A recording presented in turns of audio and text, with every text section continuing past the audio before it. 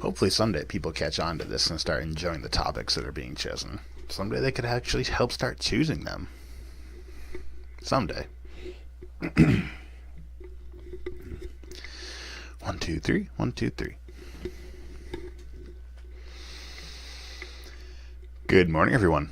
It is Monday, October 3rd, 2016, and this is your fun fact of the day. For this fourth semester of 2016, on Mondays we're going to be looking at music. Different parts of music, not genres. There are way too many genres to cover in 13 weeks. Some parts, some terminology, some nuances as far as musical terms are concerned. Like today. Today we're going to be looking at the difference between a chant, a choir, a chorus, a chorale, and glee, as far as singing is concerned. For those who don't know, I'm going to help clarify this. A chant is simply singing in unison, texts in free rhythm, similar to the rhythm of speech. Doesn't necessarily need to be musically accompanied. Very similar to just talking with a rhythm. A choir, simply a group of singers. Sometimes the distinction is added primarily singing religious music. So church choir, pretty appropriate. Additionally, choir is sometimes also used to distinguish a subset of a larger ensemble, like the woodwind choir of the orchestra. A chorus is a group of singers who primarily sing secular music. Also a group singing in unison.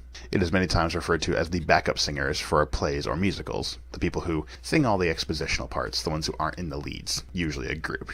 And a choral, or chorale, C-H-O-R-A-L-E, is a hymn sung by the choir or congregation, often in unison. It's somewhat of an outdated term. It's often used interchangeably with chorus nowadays, so not much of a distinction there, except that it's the older term for it. And then glee is simply a vocal composition for 3 or more parts. Can be solo, can be group parts, usually but not always without musical accompaniment. It does not matter if the singers are accompanied by instruments at all. None of these terms actually change depending on that. So it's more just like what you're doing. It's more of like what the group is doing, how they're singing it, and what they're singing for. Are they in church? Is it religious music? Is it secular music? Is it written in parts? Are they singing in unison? These are the big distinctions. It's not the greatest of distinctions, but there are very small but noticeable differences between those terms. There you go, Music Mondays. We'll be looking at some more distinctions later on this semester. Hope you enjoyed this fun fact of the day.